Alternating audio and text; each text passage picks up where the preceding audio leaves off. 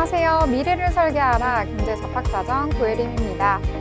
5월의 첫 거래일이었습니다. 오늘도 어떤 장 펼쳐졌을지 두 분의 아나운서와 함께 경제 이야기 나눠보도록 하겠습니다. 오늘은 장진여, 신예지 아나운서와 함께합니다. 안녕하세요. 안녕하세요. 네, 그러면 미증시부터 살펴보고 넘어가도록 하겠습니다. 어제장 국내 증시는 휴장이었는데요. 미국 증시는 원활하게 돌아가는 흐름이었습니다. 3대 지수는 강세로 마감을 했는데요. 자세한 분위기 전해주시죠. 네, 미증시 마감 시황 전해드립니다. 뉴욕 증시 3대 지수가 현지 시간 1일 일제히 상승세로 마감했습니다. 마이크로소프트와 메타가 전날 깜짝 실적을 내놓으면서 AI주도 성장세에 대한 낙관론에 불을 지폈다는 평가인데요. 스콧 벤센트 미 재무장관이 페드의 금리 인하를 촉구했지만 시장이 동결 가능성을 높게 점치면서 미 국채 금리는 오히려 상승세를 보였습니다. 지수 상황 보시면 다우 지수는 0.21% 상승하며 4752.96포인트로 종가 형성했습니다.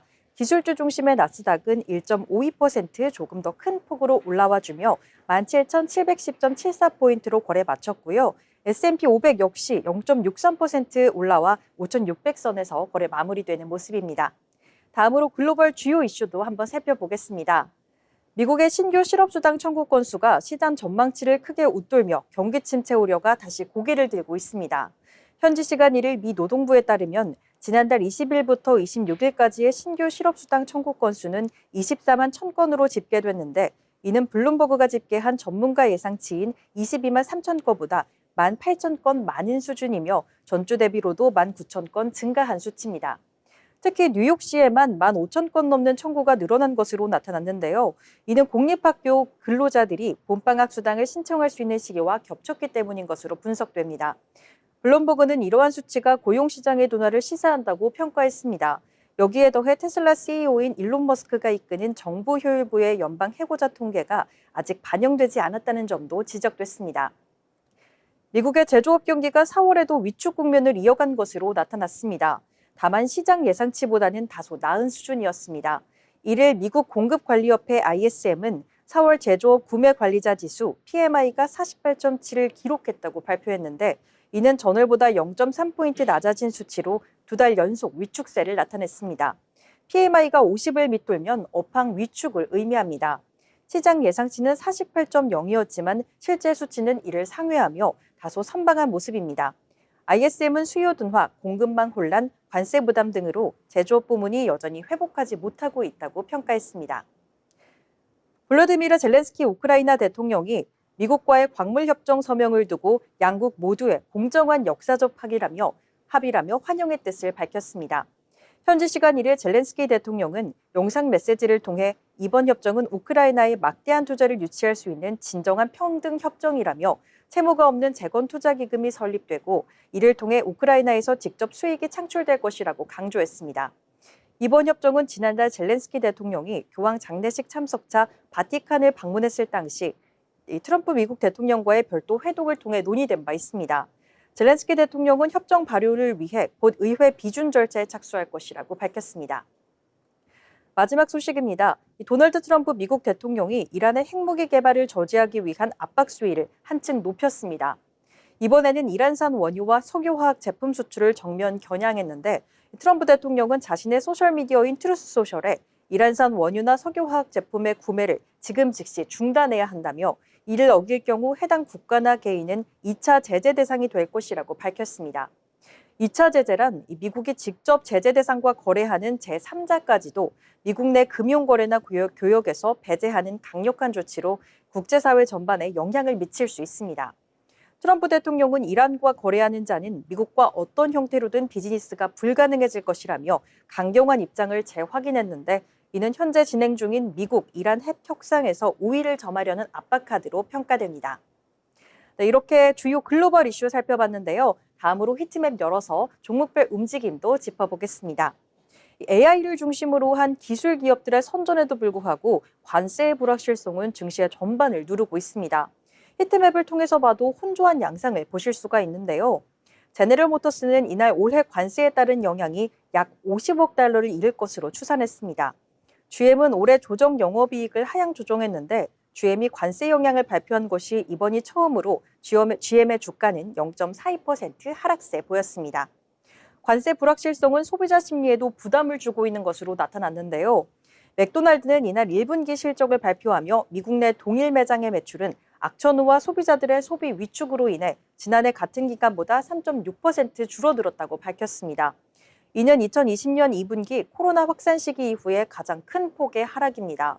이날 장에서는 1.88% 하락하며 종가 형성했습니다. 하지만 그럼에도 불구하고 이 M7 기업들이 호실적을 기반으로 주가 상승을 견인하는 모습 연출했는데요. 이 내용 조금 더 자세하게 살펴보도록 하겠습니다.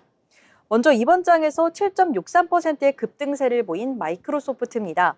MS는 전날 장마감 후 1분기 매출이 700억 7천만 달러, EPS가 3.46달러를 기록했다고 발표했는데 두 수치 모두 시장 예상치를 웃도는 결과입니다. 회사 측은 클라우드와 AI는 모두 기업이 생산량을 늘리고 비용을 절감하고 성장을 가속화하는 데 필수적인 요소라며 밝혔고 추후 데이터 센터 용량을 확장을 위한 투자를 지속할 것이라고 언급한 바 있습니다. 메타 역시 전날 같은 시각 1분기 매출이 423억 1천만 달러, EPS는 6.43달러를 기록했습니다. 마찬가지로 모두 시장 전망치를 크게 웃돈 결과인데요. 마크 주커버그 메타 CEO는 회사가 거시경제의 불확실성을 헤쳐나갈 수 있는 좋은 위치에 있다고 자신감을 드러냈습니다. 이 같은 밝은 전망에 메타 역시 4.23% 강세 시연해냈습니다. 메타가 실적 발표에서 올해 640억 달러에서 720억 달러를 AI에 투자할 것이라고 밝히자 엔비디아 역시 그 훈풍을 이어받았습니다.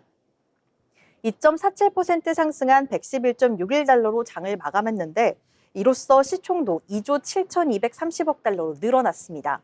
엔비디아뿐 아니라 대부분의 반도체주가 랠리하는 모습 보였는데요.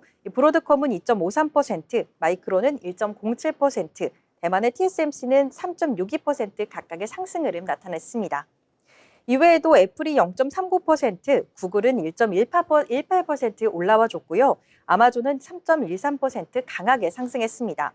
이 아마존 같은 경우에는 장 마감 이후 클라우드 컴퓨팅 및 광고 사업의 성장에 힘입어 지난 1분기 예상보다 나은 실적을 거뒀지만 시간의 거래에서는 빠지는 모습 연출했습니다.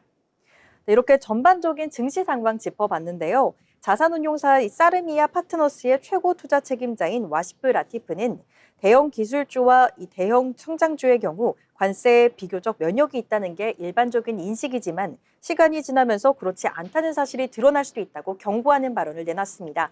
이 점도 함께 참고하시면서 투자에 참고하시길 바라겠습니다. 이상 미증시 마감 시황 전해드렸습니다. 네, 국내장이 쉬어가는 동안 미증시 같은 경우에는 좋은 분위기 속에서 마감하는 모습 나타났는데요. 일단 마이크로소프트와 메타가 예상치를 웃도는 실적을 내놓으면서 주가 상승에 힘을 보태준 것 같습니다. 이렇게 개별 이슈들의 호재가 더해지면서 지수를 이끌어가는 모습이 나타나긴 했는데요. 전반적으로 미국의 경기 상황은 둔화되고 있다라는 평가가 나오고 있습니다. 자, 일단 지난주 미국의 신규 실업수당 청구 건수 예상 밖으로 크게 증가했다라는 평가가 나오고 있고요. 최소 2주 이상 실업수당 청구 건수 3년 6개월 만에 최고치를 나타냈다라고 보실 수가 있겠습니다. 자, 일단 도널드 트럼프 미국 대통령의 재집권 후에 첫 분기인 1분기에는 역성장을 기록했다라는 평가도 나오고 있는데요. 이에 따라서 노동시장까지 악화되는 조짐을 보이면서 경기 둔화에 대한 징후 계속해서 나타나고 있습니다. 자, 앞으로 또 이런 노동시장의 여러 가지 모습들 증시에는 어떤 영향 미칠지 함께 살펴보도록 하겠습니다. 자, 그러면 이번에는 기업에 대해서 알아볼 시간인데요. 자, 예지 아나운서 어떤 기업 준비하셨나요? 네, 오늘은 미국에서 가장 핫한 기업 한번 가져와 봤는데요. 여러분, LA1 스무디 들어본 적 있으신가요? 한 잔에 2만 원이 넘는 스무디. 하지만 줄 서서 계속 마시고 있는데요. 요즘 미국 MZ세대 사이에서 가장 힙한 유기농 매장 LA1 소개해드리겠습니다. LA1은 단순한 슈퍼마켓이 아닙니다. 의식 있는 소비자를 위한 라이프스타일 플랫폼에 가까운데요. 가장 깔끔하고 가장 고급스럽고 가장 유기농적인 걸 찾는 이들의 성지죠. 스무디 한 잔에 17달러나 되고 샐러드 한 통에 무려 30달러에 팔고 있지만 셀럽과 인플루언서들은 꾸준히 찾고 있습니다. 그럼 LA1에서는 실제로 뭘 팔까요? 유기농 채소, 글루텐 프리 간식, 그리고 천연 비타민과 보충제, 유산균 음료부터 비건 식단에 맞춘 도시락까지 LA1 같은 경우에 전방위적으로 다양한 비건 음식들을 갖추고 있습니다. 더불어 프리미엄 웰니스를 실천하려는 소비자들이 먹는 모든 것이 여기에 다 있다고 해도 과언이 아닌데요. 그리고 이 모든 것을 압축한 대표 상품이 바로 스무디입니다. 콜라겐, 히알루로산, 해동베리, 진짜 장미꽃, 펄파우더, 그리고 케일과 애플사이더 식초까지 맛은 달콤한 피넛버터 베이스부터 쌉싸름한 슈퍼푸드 베이스까지 다양하고요. LA1의 시그니처인 셀럽 스무디는 시즌마다 레시피가 바뀌면서 트렌드를 주도하고 있습니다. LA1의 시작은 생각보다 오래됐습니다. 1966년 LA에서 매크로바이오틱 식품을 판매하던 소규모 매장으로 출발했어요. 이름 LA1은 소설가 세뮤얼 버틀러의 풍자 소설에서 따온 말로 Now here, 어디에도 없음의 철자를 바꾼 것입니다. 즉, 이 세상 어디에도 없는 완전한 곳을 지향하겠다는 목표를 가진 브랜드죠.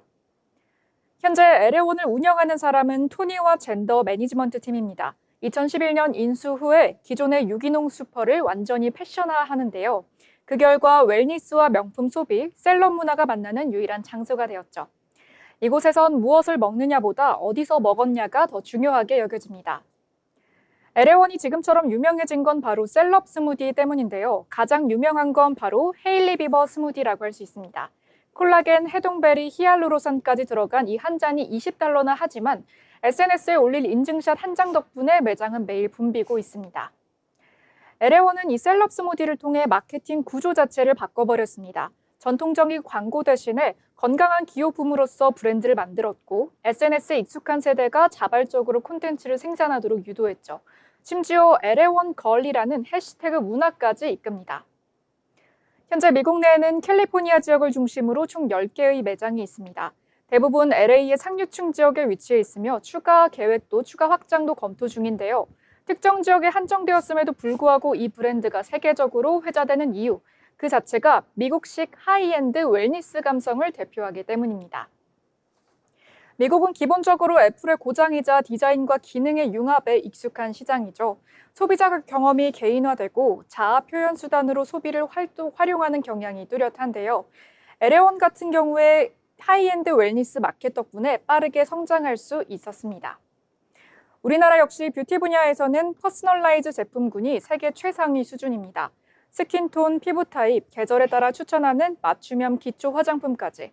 하지만 먹거리 영역에서는 아직 개인 맞춤형 시장이 활성화되지 않은 것도 사실입니다.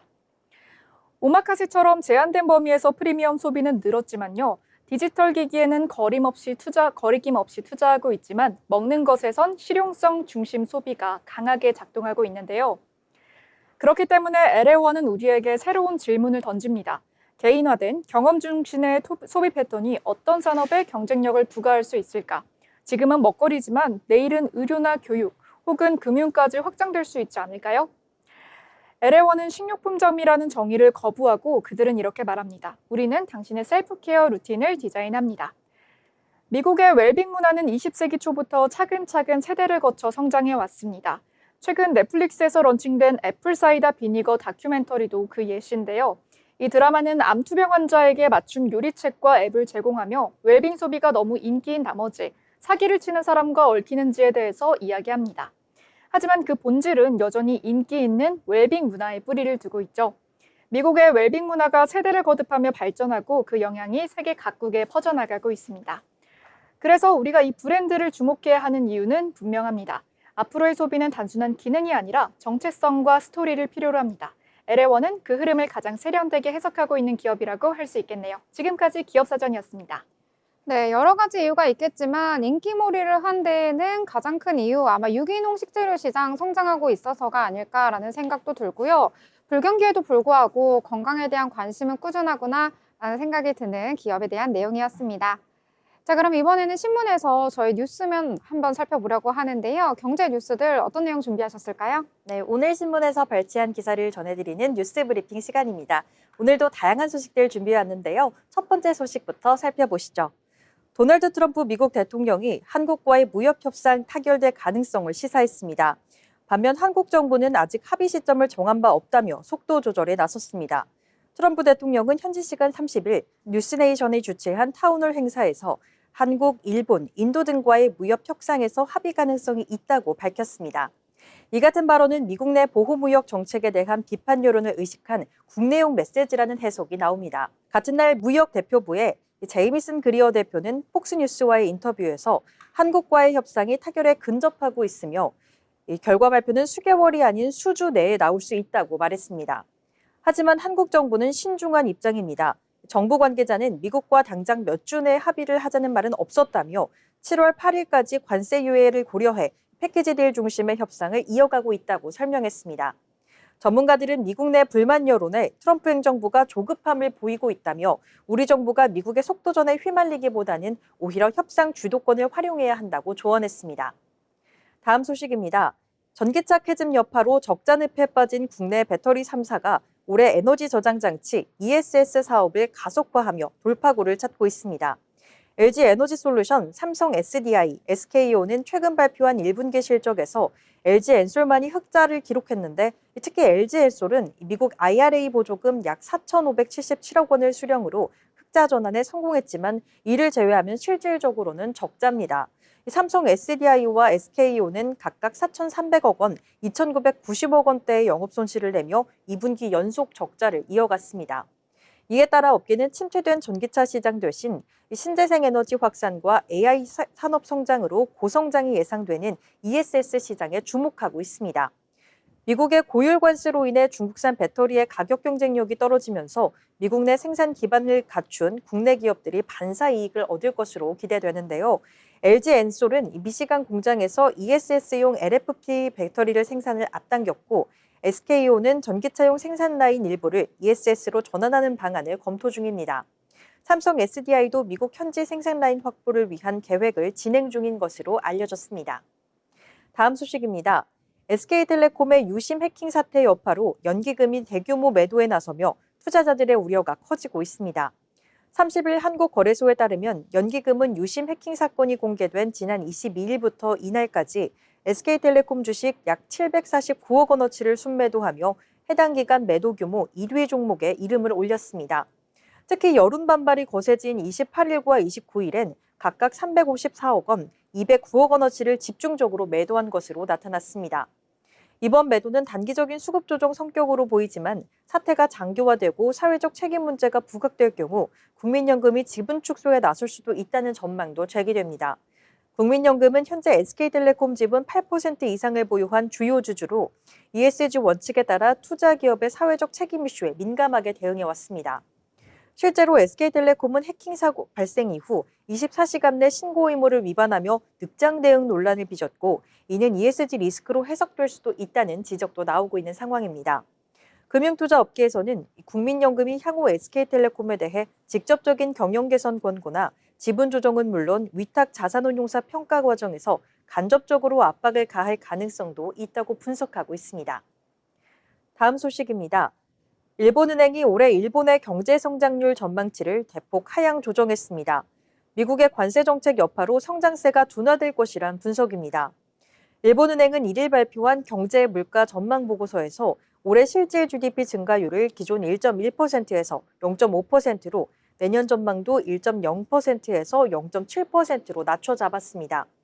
완화적인 금융 환경에도 불구하고 글로벌 통상 정책의 불확실성으로 일본 기업의 수익이 압박을 받을 것이란 설명입니다. 우에다 가즈오 일본은행 총재는 2% 물가 목표 달성 시기가 지연되고 있지만 금리 인상이 반드시 늦춰지는 것은 아니다라며 데이터에 따라 조기 인상도 가능하다고 언급했습니다. 시장에서는 일본은행의 보수적인 입장에 따라 금리 인상 기대가 후퇴하면서 엔화가 급락했습니다. 엔달러 환율은 한때 달러당 144엔 후반까지 치솟으며 하루 새 2엔 가까이 올랐습니다. 일본 정부는 오는 7월 참의원 선거를 앞두고 미국과의 관세 협상 결과가 국내 정치에 영향을 미칠 가능성도 염두에 두고 있습니다. 미국의 관세 유예가 오는 7월 9일에 종료되기 때문에 협상은 더욱더 속도를 낼 것으로 보여집니다.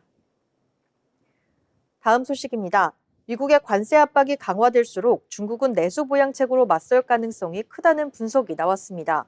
이재충 CSOP 자산운용 상무는 한국경제신문과의 인터뷰에서 미국의 관세 정책은 공급망 불안과 물가 상승으로 이어지고 있다며 중국은 수출 피해를 감수하더라도 강력한 내수 부양책을 통해 충격을 완화할 것이라고 전망했습니다. 그는 내수 비중은 높은 전기차, 전자상거래, 배달 플랫폼 등 중국 기술주에 주목할 필요가 있다고 강조했는데요. 실제로 항생테크 지수에 포함된 기술 기업들의 평균 내수 비중은 80%에 달하는 것으로 나타났습니다. 이 상무는 종목 선택이 어려운 투자자에게는 알리바바, 샤오미, 텐센트 등 주요 종목에 포함된 항생테크 ETF가 좋은 대안이 될 수 있을 것이라고 조언하기도 했습니다. 지금까지 뉴스 브리핑 전해드렸습니다. 네, 여러 가지 뉴스들 알기 쉽게 전해줬습니다.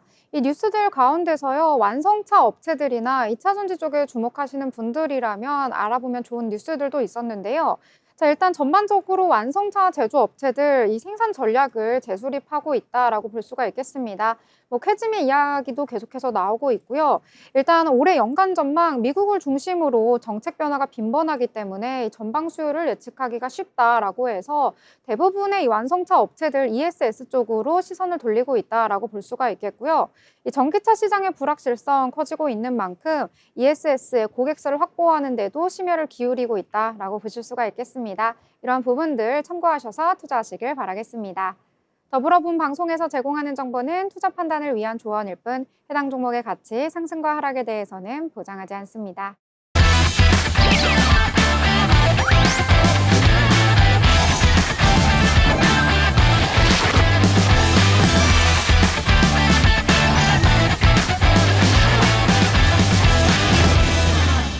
네, 이번 시간은 돈을 잘 벌고 싶은 고수가 되고 싶은 아나운서들이 모여서 경제 이야기, 주식 이야기 함께 나눠보도록 하겠습니다. 이 긴 휴장을 앞두고 국내 증시 제한된 상승폭 보여주는 하루였다라고 보실 수가 있겠는데요. 자, 일단 중국 정부가 미국 측에 협상 의사를 전달하는 등 이 관세 리스크가 축소될 수도 있다라는 기대감도 있긴 했는데요. 이미 관세에 대한 영향 선 반영이 되었다라는 의견도 나오고 있고요. 또 여러 가지 휴장을 앞두고 발빠르게 선제 대응을 할 수가 없기 때문에 오늘 증시는 조금은 답답한 모습도 나타났던 것 같습니다. 자세한 지수 분위기 함께 살펴보도록 하겠습니다. 먼저 코스피 같은 경우에는 전거래일 대비 0.12% 상승하면서 마감을 했습니다. 오전장에 파란불 켜면서 출발하긴 했는데요. 그래도 상승 탄력 키워가나 싶었는데 결국에는 그다지 힘을 내지 못하고 강보합선에서 마감을 했습니다. 2559선에서 거래를 마친 모습 나타났고요. 수급 측면에서도 살펴보시자면요. 매일이 이런 것 같은데요. 외국인 같은 경우에는 매도, 기관 같은 경우에는 매수로 대응하는 하루였다라고 보실 수가 있겠습니다.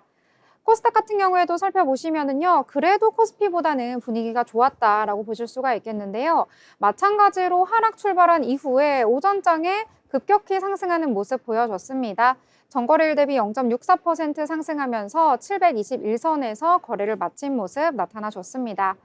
이 수급 측면에서도 살펴보시면 코스피보다는 나은 모습이었는데요. 이 쌍끌이 매수가 나와줬습니다. 외국인은 700억 원대, 기관은 600억 원대 매수 우위를 보였는데 물량이 그렇게는 크지 않았다라고 보실 수가 있겠습니다. 시가총액 상단에 위치한 종목들 확인을 해보시면은요. 일단 코스피 시장에서는 혼조세 나타난 하루였는데요. 오늘 장에서는 이 반도체 투톱 엇갈린 모습 나타났는데 SK하이닉스 4%대 강세 속에서 마감을 했고요. 이 밖에 사이즈가 큰 종목들 중에서는 오늘 완성차 업체들 조금은 힘을 내지 못하고 거래를 마쳤다라고 보실 수가 있겠습니다. 이 반면에 코스닥 같은 경우에는 시가총액 상단에 위치한 종목들이 대부분 빨간불을 켜면서 마감을 했는데요. 에코프로만이 조금은 약세 보였고요. 이외의 종목들은 그래도 상승을 하면서 오늘 마감을 했다라고 보실 수가 있겠습니다. 자, 그러면 휴장을 앞두고 오늘장 경계 심리도 굉장히 강했던 것 같은데요. 어떤 종목과 섹터가 그래도 선방을 했는지 함께 이야기 나눠보도록 하겠습니다. 자, 그럼 진현 아나운서 어떤 내용부터 나눠볼까요? 네, 제가 첫 번째로 소개해드릴 종목은요. 아쉽게도 선방한 종목은 아닙니다. 최근 SKT가 해킹 논란으로 인해서 고전을 면치 못하고 있죠. 오늘도 이 SK텔레콤에 관한 이슈가 있어서 한번 소개를 해드리려고 합니다. 정부가 SK텔레콤의 신규 가입자 유치를 사실상 금지시킨 가운데 SK텔레콤 주가가 이틀 연속으로 하락세를 보이고 있는데요. 개장 직후 1.47% 하락하는 모습을 보이기도 한 SK텔레콤은 과학기술정보통신부가 전날 유심 부족 현상이 해소될 때까지 SK텔레콤의 신규 이동통신 가입자 모집을 전면 중단하도록 행정지도를 내린 데 따른 영향으로 풀이됩니다. 과기정보통신부는 이와 함께 가입자 해지 시 위약금 면제, 피해 보상 시 증명 책임을 완화하는 방안까지 검토하겠다고 밝혔습니다. 실제로 SK텔레콤은 지난달 28일과 29일 이틀간 약 7만 명의 가입자가 순감한 상황인데요. 여기에 신규 가입자 유치까지 중단이 되면서 당분간 시장 점유율 하락은 불가피할 것으로 전망이 됩니다. 이러한 전망에 SK텔레콤 오늘 시작부터 하락 출발을 했습니다. 저가로는 2.22%까지 좀 급락하는 모습을 보였는데요. 어느 정도 그래도 만회를 해주면서 종가로는 0.92% 하락세를 연출하며 53,600원으로 종가 형성하는 모습 보였습니다. SK텔레콤 같은 경우에는 전날이죠. 28일에 굉장한 급락세를 연출했었습니다. 6.93% 거의 7% 가까이 빠지고요. 그 이후로는 반등하나 싶은 모습 보였었지만 아쉽게도 이 같은 좀 좋지 못한 소식이 연일 전해지면서 오늘 역시 좀 하락세 마감했습니다. 이 SK텔레콤의 주가가 과연 회복할 수 있을지 좀 계속해서 관심 있게 지켜봐야겠습니다. 네, SKT 계속해서 주가 흐름 좋지 못한 모습 나타나고 있는데요. 오늘 같은 경우에는 크게 빠지진 않았는데 그래도 마이너스권에서 마무리가 되었다라고 보실 수가 있겠습니다. SKT는 연일 좋지 않은 흐름 나타나고 있는데요. 이 어부지리의 효과로 다른 섹터들이 주목을 받고 있습니다. 보안주 같은 경우에 연일 일부 종목들 강세 보이고 있고요. 또 이제 기존의 가입자들이 다른 쪽으로 이동을 하다 보니까 KT라든지 LG U+ 같은 경우에는 신고가를 경신을 했다라는 소식도 전해졌거든요. 함께 참고하시면 좋을 것 같습니다. 자, 저는 오늘 장에서 정치 테마주 이야기 해보려고 하는데요. 그 안에서도 오늘은 한덕수 관련주가 강세를 보여서 이야기를 나눠보려고 합니다.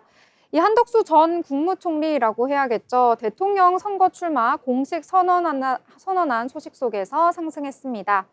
자, 한덕수 전 대통령 권한대행 국무총리가 오후 4시 정부 서울청사에서 대국민 담화를 통해 선거에 공식적으로 출마를 하겠다라는 소식 어제 전해졌는데요. 구체적으로는 저는 이제 대통령 권한대행 국무총리직을 내려놓는다라고 하면서요. 이 대한민국이 기로에 서 있다. 세계 10위권의 한국 경제가 이 G7 수준으로 탄탄하게 뻗어 나갈지 혹은 지금 수준으로 머무르다가 뒤처지게 될지 이 대한민국의 정치가 협치의 길로 나아갈지 극단의 정치에 함몰될지가 우리 손에 달렸다라고 언급을 했다고 합니다. 오전 10시에 국회 소통관 2층 기자회견장에서 대통령 선거 출마를 공식 선언한 이후에 이 관련된 종목들 일제히 강세를 보였는데요. 구체적으로 또 개헌과 관련된 내용도 전했다라고 전해졌습니다. 이 국회와 국민들이 치열하게 토론을 하면서 결정을 하되 저는 견제와 균형, 즉 분권이라는 핵심 방향만 제시하겠다라고 강조를 한 건데요. 자, 일단은 오전장에 강하게 상승 탄력 키웠었는데 오후장 들어서는 약간은 상승분 반납하는 모습 보여줬습니다.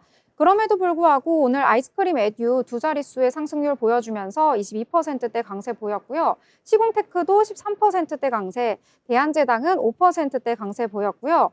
이 TY홀딩스는 오늘 오전장에 27%대 고점 찍고 내려와서 조금은 힘을 잃었습니다. 4%대 소폭 상승하면서 마감을 했고요. 태양건설은 13%대 강세 속에서 마감을 했다라고 보실 수가 있겠습니다. 자, 오늘 장에서는 한덕수 관련된 종목들 강하게 상승을 해줬고요. 반면에 이재명 관련 테마주들은 일제히 떨어지는 모습 보여가지고요. 이러한 부분들 참고를 하시면서 변동성에도 유의를 하시길 바라겠습니다. 자, 그러면 또 다른 내용들 함께 이야기 나눠보려고 합니다. 어떤 내용 이야기해볼까요? 네, 이번에는 저희 방송에서 정말 많이 언급이 됐던 종목이죠. 삼양식품에 대한 이야기를 한번 해보려고 합니다.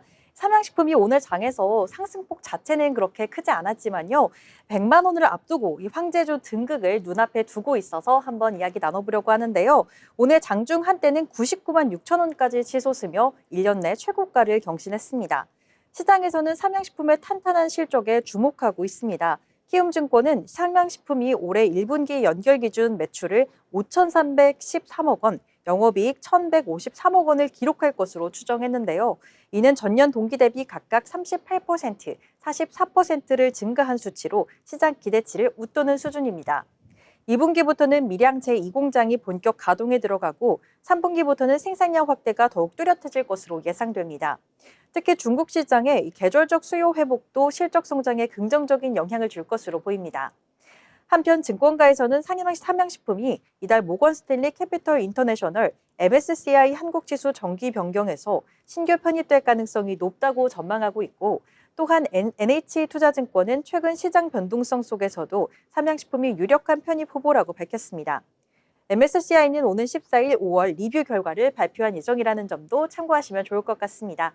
주가 상황 한번 살펴보시면요. 앞서 말씀드린 것처럼 이 상승폭 자체는 그렇게 높지 않았습니다. 종가로는 1.93% 상승하는 모습 보이면서 98만 8천 원, 정말 100만 원을 목전에 두고 있습니다. 과연 이 삼양식품이 100만 원을 돌파할 수 있을지 계속해서 주목해 보시면 좋을 것 같습니다. 네, 조금씩 올라서요. 52주 신고가까지 경신을 했는데요. 오늘 장에서도 좋은 흐름 보여줬다라고 보실 수가 있겠습니다. 100만 원을 찍을 것 같았는데 바로 목전에 두고서 멈추는 모습 나타났는데요. 휴장한 이후에 어떻게 또 주가 흐름 변할지 살펴봐야 할 것 같습니다. 작년부터 계속해서 삼양식품 또 불닭볶음면의 인기에 힘입어서 주가는 탄력적인 모습 나타나고 있는데요. 여기에다가 이 불닭볶음면의 소스로 들어가는 이 제품을 만드는 기업이죠. S&D까지 주가 상승률 굉장히 좋으니까요. 이러한 부분들 투자하실 때 참고하시길 바라겠습니다. 자, 그러면 또 다른 내용들 함께 이야기 나눠봐야겠죠. 자, 일단 오늘 장에서 큰 폭의 상승은 아닌데 조금은 상승했던 테마 이야기 해보도록 하겠습니다. 바로 조선인데요. 이 미국 쪽에서 호재가 하나 들려오면서 조선 쪽으로 수급이 쏠린 것 같습니다. 이 미국의 공화당과 민주당이요, 조선 사업을 대대적으로 재건하기 위한 법안 공동 발의를 한다라는 소식이 전해지면서 오늘 장에서 강한 상승 보여줬는데요. 자, 일단 발의된 법안의 이름은 미국의 번영과 안보를 위한 조선업과 항만시설법이라는 이름입니다.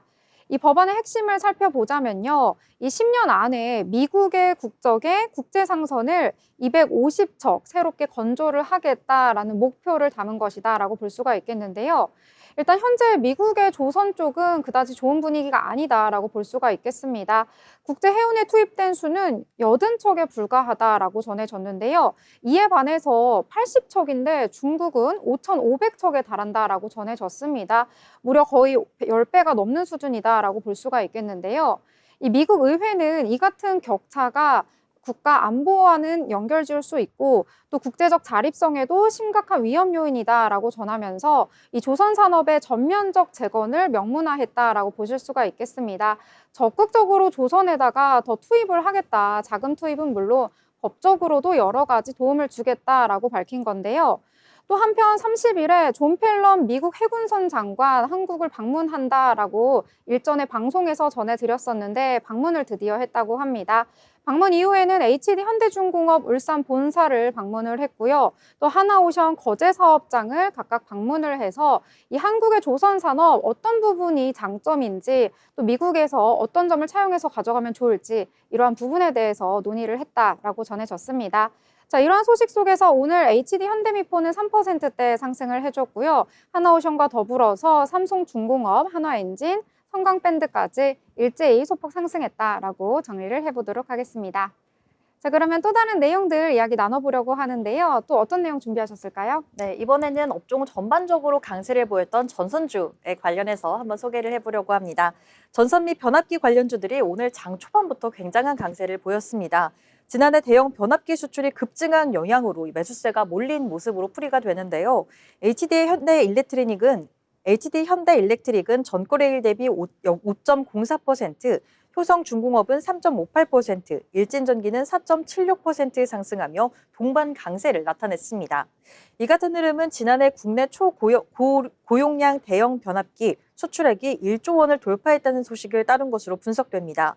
관세청 자료에 따르면 지난해 전격 용량 1000kVA를 초과하는 대형 변압기 수출액은 약 9억 4,625만 달러, 우리 돈 약 1조 3,600억 원으로 집계가 됐는데 이는 전년 대비 약 38.5% 증가한 수치입니다. 특히 미국의 경우 2020년 기준 에너지부 조사에서 대형 변압기의 70%가 설치 수명을 25년을 초과한 것으로 나타났고 최근 데이터 센터 및 대형 공장 확산으로 전력 수요가 빠르게 늘고 있는 만큼 글로벌 교체 수요가 본격화될 것으로 보입니다. 이에 따라 국내 업체들도 수출 확대에 적극 나설 것으로 기대되며 전력 인프라 관련 기업들의 실적 개선 기대감도 함께 커지고 있는 상황입니다.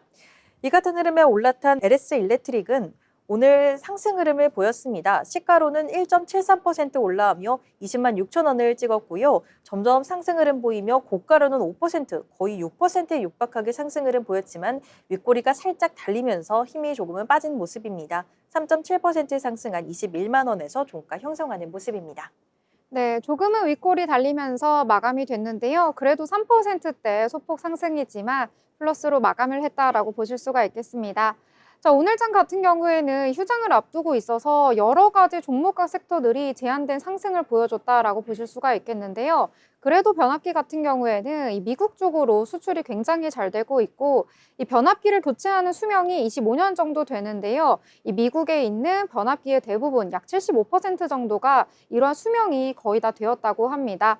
새로운 변압기로 교체를 해야 하는데 그중에서도 국내에 있는 변압기, 전선 관련된 기업들의 물품이 굉장히 좋다라고 알려져서요. 국내 기업들 호재를 입을 것으로 예상되고 있으니까요. 이러한 부분들 참고하시길 바라겠습니다. 자, 그러면 이번에는 인물에 대해서도 저희 살펴볼 시간이죠. 자, 어떤 인물 또 준비하셨을까요? 네, 여러분 마크 뉴슨이라는 디자이너를 혹시 아시나요? 그는 디자인계에서 기술과 예술의 경계를 허문 인물로 일상 속 제품을 작품으로 바꾼 세계적인 산업 디자이너입니다. 디자인 하나로 애플부터 삼성까지 움직인 남자, 들어볼 만하지 않을까요? 마크 뉴슨은 호주 시드니에 있는 시드니 대학 시각예술학과에서 조소를 전공했습니다. 조각이 전공이었지만 일찍부터 물건의 형태와 기능에 관심이 많았고 대학 시절 만든 알루미늄 라운지 체어가 주목을 받으면서 디자인계에 입문하게 됩니다. 이후 도쿄, 파리, 런던 등지에서 활동하며 커리어를 쌓았고 인턴십보다는 자신의 전시와 제품화 작업을 통해 경력을 만들어낸 인물입니다. 그가 디자인한 제품은 하나같이 눈에 띄게 다릅니다. 애플의 카메라 콘셉트, 나이키의 우주형 운동화, 롤렉스의 호불호 갈리는 시계, 아르마니 가구, 심지어 퀀타스 항공기의 내부 디자인까지 산업의 경계를 넘나드는 이 매력은 그가 단순히 예쁜 디자인을 넘어서 기술적 상상력과 브랜드 아이덴티티를 모두 이해하고 있다는 증거입니다. 그의 철학은 명확했는데요. 디자인은 기능을 담는 그릇일 뿐 아니라 사람과 기술 사이의 감성적인 다리여야 한다는 것. 그래서 그는 실험적 재료나 낯선 구조도 과감히 시도했고요. 브랜드들이 꺼리던 모양도 설득해냈습니다. 디자인을 단지 꾸미는 게 아니라 제품을 새롭게 정의하는 일로 여겼죠. 삼성과의 인연은 갤럭시 Z 플립 시리즈에서 본격화됩니다. 초기 폴더블 폰이 실험적인 제품에 가까웠던 시절, 삼성은 기술만으로는 부족하다는 판단하에 그를 영입하게 되는데요. 그는 접히는 기술의 고급 소재와 감각적인 색채, 곡선의 부드러움을 더했고요. Z 플립 3부터 대중성과 패션성을 모두 잡아내며 성공적으로 시장 반응을 이끌어냅니다. 마크 뉴슨은 갤럭시 Z 플립 1세대부터 디자인 자문에 참여한 것으로 알려졌지만 본격적인 반응은 Z 플립 3부터 나타납니다. 이 제품은 2021년 하반기 출시 이후 단 40일 만에 국내 판매량 100만 대를 돌파하면서 역대 갤럭시 시리즈 중 가장 높은 매출을 기록하는데요. 글로벌 누적 판매량은 400만 대 이상으로 집계됐습니다. 덕분에 삼성전자는 2021년 4분기 스마트폰 부문 영업이익 2조 6,600억 원을 돌파하면서 기회 반등에 성공했죠. 삼성이 아이폰보다 늦었지만 디자인으로 먼저 새로움을 보여줄 수 있었던 배경에는 뉴슨의 힘이 컸습니다. 특히 Z 플립은 기술보다 디자인이 먼저 회자된 최초의 갤럭시 폰이라는 평가를 받았고요. 이는 디자인 주도 기술의 사례로 남게 됩니다. 애플처럼 제품 기획 초기부터 디자이너가 주도권을 잡는 경우 드뭅니다. 한국 기업에는 이런 것이 낯설지만 뉴슨의 사례는 이 문화가 왜 필요한지를 보여주는데요. 기능에 갇히지 않고 쓰고 싶어지는 제품을 만드는 일. 그게 바로 디자인이 가진 힘이고 마크 뉴슨이 늘 해왔던 일입니다. 그래서 우리는 마크 뉴슨을 알아야 합니다. 디자인이 기술을 일상으로 끌어내는 핵심이라는 걸 보여준 사람이니까요. 지금까지 인물노그였습니다. 네, 새로운 인물에 대해서 항상 알아가는데요. 오늘도 정말 새로운 인물에 대해서 알아갔던 시간이었습니다. 자, 이번에는 리포트에 대해서 알아볼 시간이죠. 오늘은 또 그동안은 많이 소개를 안 했던 것 같아요. 디스플레이 관련된 이야기라고요? 네, 맞습니다. 혹시 두 분은 이 K 열풍하면 가장 먼저 어떤 키워드가 떠오르시나요? 저는 드라마? 드라마.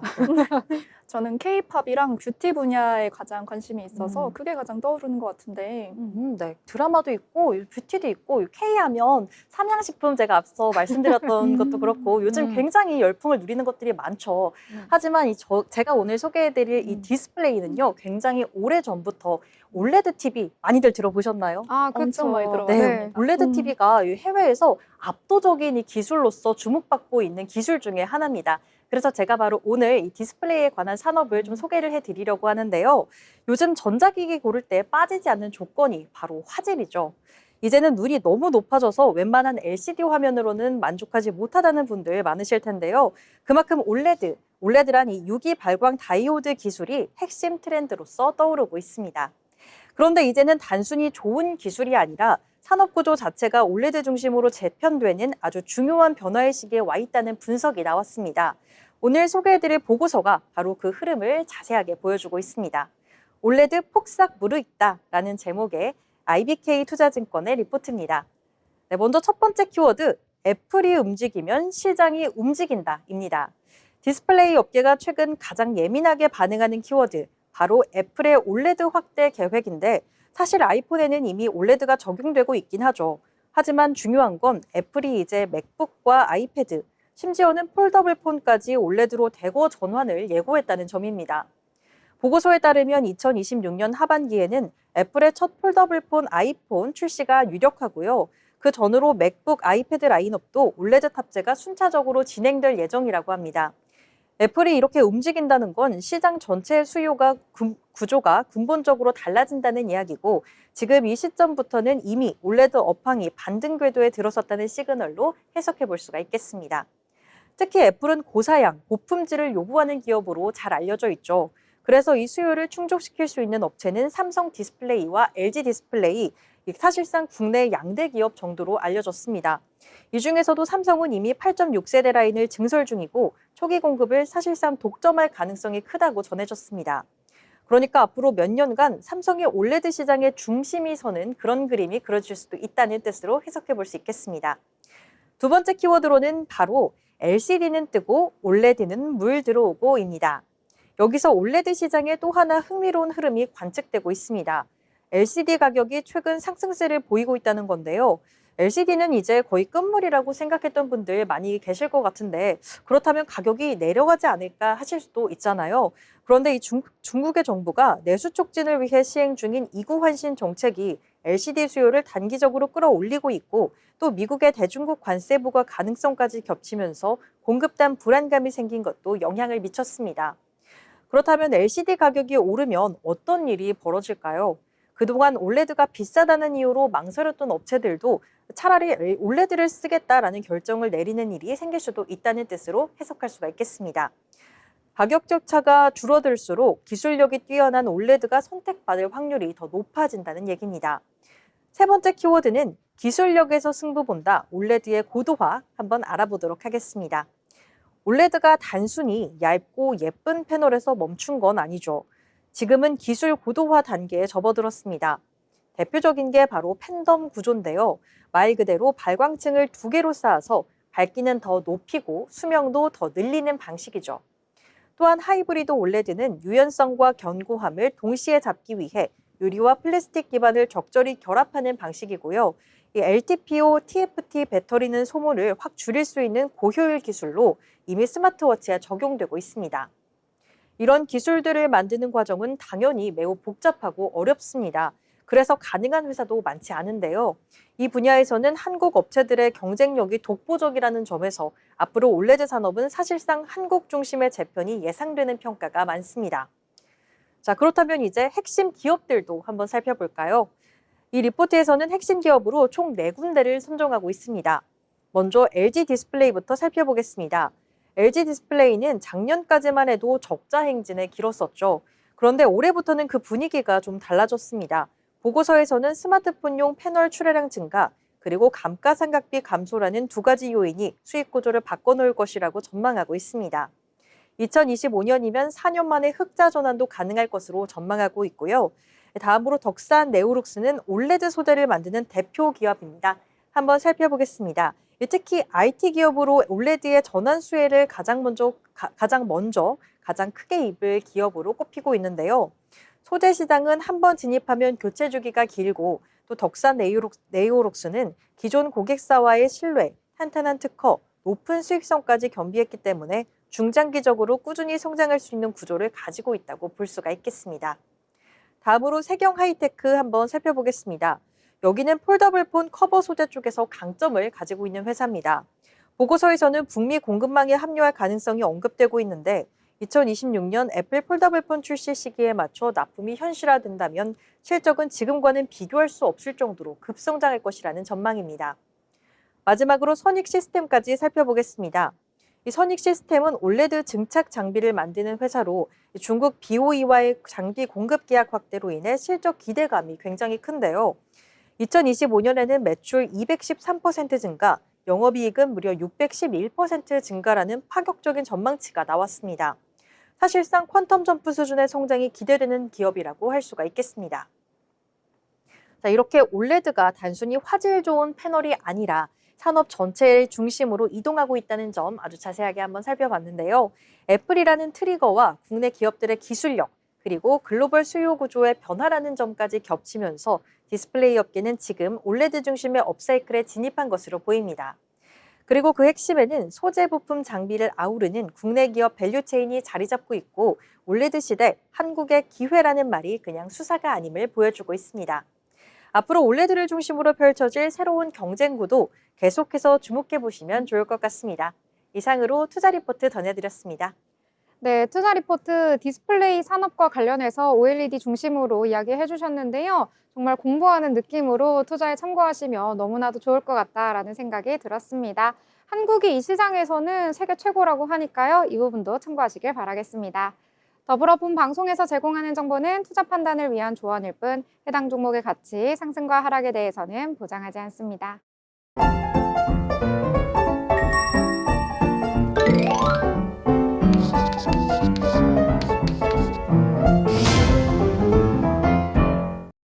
네, 오늘 장에 대해서 여러 가지 이야기들 함께 나눠봤습니다. 휴장을 앞두고 있어서 그런지요, 조금은 한산했던 시장이었던 것 같은데요. 그래도 일부 종목들 상승을 해주면서 지수 상승의 견인을 보태주는 모습 나타났고요. 어떠한 섹터들 강한 모습 보였는지도 함께 이야기 나눠봤습니다. 자, 그러면 오늘 장에 대해서 정리를 한번 해보려고 하는데요. 자, 예지 아나운서 어떻게 정리를 좀 해볼까요? 네, 오늘은 앞서 소개해주신 삼양식품이라든지 올레드와 같이 업사이클에 지금 들어가는 종목도 있고 또 황금주를 앞두고 있는 종목들도 있어가지고 개인적으로 조금 주목해볼 만한 섹터 관심 가져보면 좋겠다라는 생각을 했고요. 더불어서 미국 증시의 여파로 한국 관련해선 수출주가 지금 업황의 호황을 얻고 있다는 정보 봤습니다. 그래서 수출주 중심으로 투자하시면 좋을 것 같습니다. 네, 수출주 중심, 그리고 황제주인데 황금주까지 된 삼양식품까지 함께 이야기해 주셨습니다. 자, 그러면 진현 아나운서 어떻게 정리를 해볼까요? 네, 저는 오늘 장에서는 기분 좋은 커플링이라고 좀 정리를 해보고 싶은데요. 이 미 증시가 굉장히 3대 증시가 모두 올라가는 모습을 보이면서 굉장히 순조롭게 장 마무리가 됐습니다. 우리 증시 역시나 그 모습에 힘입어서 양대 지수 모두 상승하며 커플링되는 모습 연출을 해냈는데요. 하지만 이런 상승 때 이제 휴장을 앞두고서 거래량이 그렇게 크게 많지는 않은 모습을 또 보였습니다. 휴장 동안 우리 또 휴식하는 기간 동안 잘 재정비하셔서 잘 준비하시는 모습도 보였으면 좋겠고요. 그리고 또 당부드리고 싶은 거는 시청자 여러분들 휴일 동안 굉장히 일교차가 큽니다. 모두들 감기 조심하시길 바라겠습니다. 네, 안 그래도 지난 연휴 동안 조금은 감기 기운 올라와서 힘드셨다고요? 네, 일교차가 너무 커서 감기 걸리기 정말 딱 좋은 날씨인 것 같아요. 날씨가 네. 그렇게 춥지는 않은데 네. 이렇게 옷을 저희가 얇게 입어서 그런지 옷을 좀 이제 아직은 가디건 같은 거 꼭 외출하실 때 좀 챙겨 다니시길 권고드리겠습니다. 그러니까요. 이 날씨에 드셔야 되는데 웬 따뜻한 아메리카노를 들고 다녀서 저 사람은 누구지 하고 보니까 진현 아나운서더라고요. 네, 이렇게 감기도 조심하라는 당부의 말씀도 함께 전해드렸고요. 자, 이제 나흘간의 연휴를 앞두고 있습니다. 그 기간 동안 우리 증시 휴장인데요. 자, 일단 미국과 중국 화해 모드로 들어가는가 하는 기대가 계속해서 올라오고 있습니다. 이러한 부분들 잘 해결이 되어서요. 미증시는 물론이고 글로벌 증시 그리고 국내 증시까지 훈풍이 불어닥치기를 기원을 해보도록 하겠습니다. 자, 오늘 장시는 다 모르겠고 행복한 휴일 이렇게 정리해보도록 하겠습니다.